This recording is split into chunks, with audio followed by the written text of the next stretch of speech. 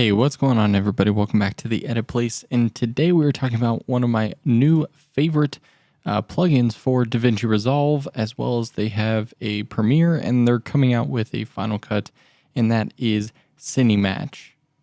Now, CineMatch is a relatively simple plugin to install, and where it's going to benefit you is the color page. So, as I can see here, once I'm on the color page, open VFX, and you will see CineMatch right here. And basically what it does is help you match the color from two different cameras. So here we have pretty much as polarized as it gets. On the left-hand side, we have the Blackmagic Pocket 6K with its Gen 5 color science, of course, log raw. And then on the right, we have a iPhone 12 Pro Max. And this is shot in the Filmic log 3 or Dolby Vision. Have to check that in a second. But yeah, as we can see, there's no edits currently. These are both the clips straight out of camera, and I want to show you how to, get these matching so that way you can create a nice grade or anything very quickly. Let me turn my clips on. So currently I'm selected on the iPhone 1. And so you can see here in my nodes, I've just added one extra node here so we can add CineMatch to it. And so for example, what I'm going to do is match the Blackmagic to the iPhone, but really you can do this either way. So I'll show you both ways here. So we're going to add CineMatch to the log. And then what you get here is a couple things. One, you get this little pop-up, which we'll talk about in just a second. You can make it transparent a little bit or like super transparent, whichever you prefer. And then on the right-hand side here, we have our main parameters, pretty simple. So what we're going to do is our source camera, which again, we're currently on the Blackmagic. And so we get this little pop-up here. And you can see that you have a bunch of different camera manufacturers, and they're constantly adding more, especially the model numbers.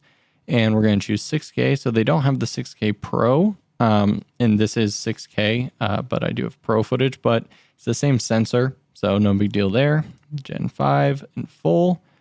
So we're going to hit apply. Nothing happens yet. And here's where the magic comes in. Choose target camera profile. We're going to choose Apple. iPhone 12 Pro Max is the only iPhone they currently have on there. And we're going to choose, you get Dolby Vision or the Filmic. And like I said, I think this is Filmic. So we're going to do that and hit apply. And we can see that it has attempted to match it here.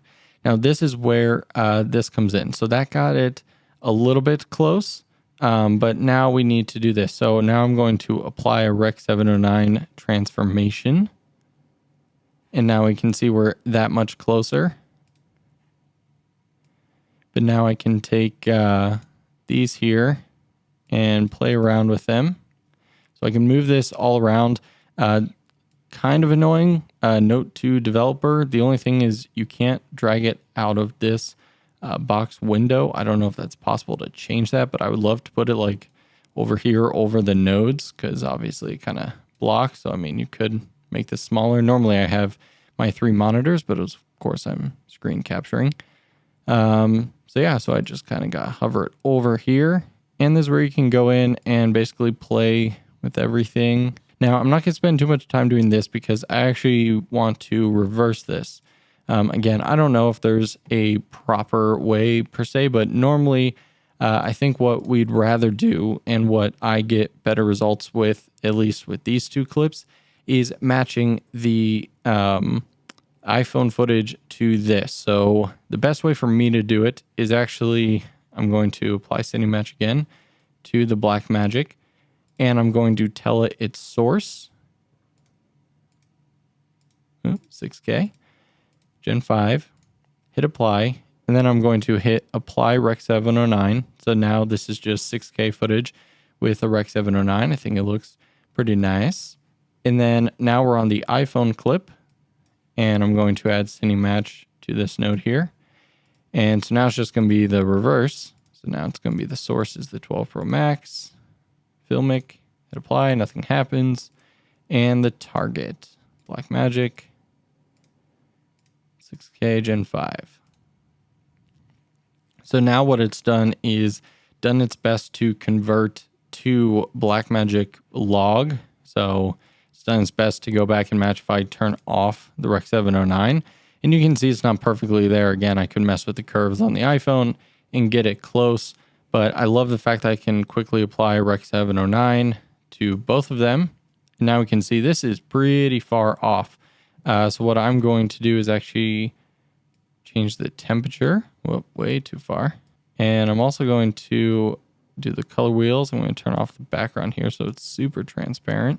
Now keep in mind that when you do stuff like this, you're never going to get like converting footage to like anytime you see something advertised like, oh, I'm going to match my iPhone footage to an ARRI look. It doesn't mean that your iPhone footage all of a sudden has 16 stops of dynamic range and 16-bit, color depth or anything. You still are limited to whatever the abilities of the iPhone are.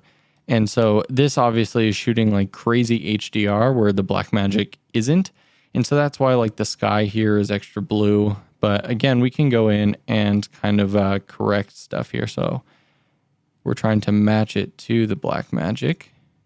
And so I'm going to almost remove some of the contrast. It's definitely looking closer to me. And I actually want to hop over to the Blackmagic, and I'm going to add another node because this is just a little less contrasty. So I'm kind of going to bring that in, and that is looking pretty close. As you can see, that's definitely one of the benefits to the HDR footage on the iPhone is I'd really have to go in and kind of play with this. But let me make this a little bit bigger for you guys here. So as you can hopefully tell, these are looking pretty solid. Let me know what you guys think down in the comments below. Do you think these are looking pretty close? I mean, again, especially comparing this is Blackmagic Pocket 6K versus, again, an iPhone 12 Pro Max. I'm sure a lot of people are going to be like, wow, the iPhone looks better because it still has the sky exposed. Beautiful HDR Dolby Vision 10-bit stuff going on here. But if we turn everything off, this is where we've started with both of them, the log and the Filmic Log 3 or the Dolby Vision. I'm pretty sure this is Dolby Vision. If you guys want to check out CineMatch, it will be linked down in the description down below, so you can go check it out there.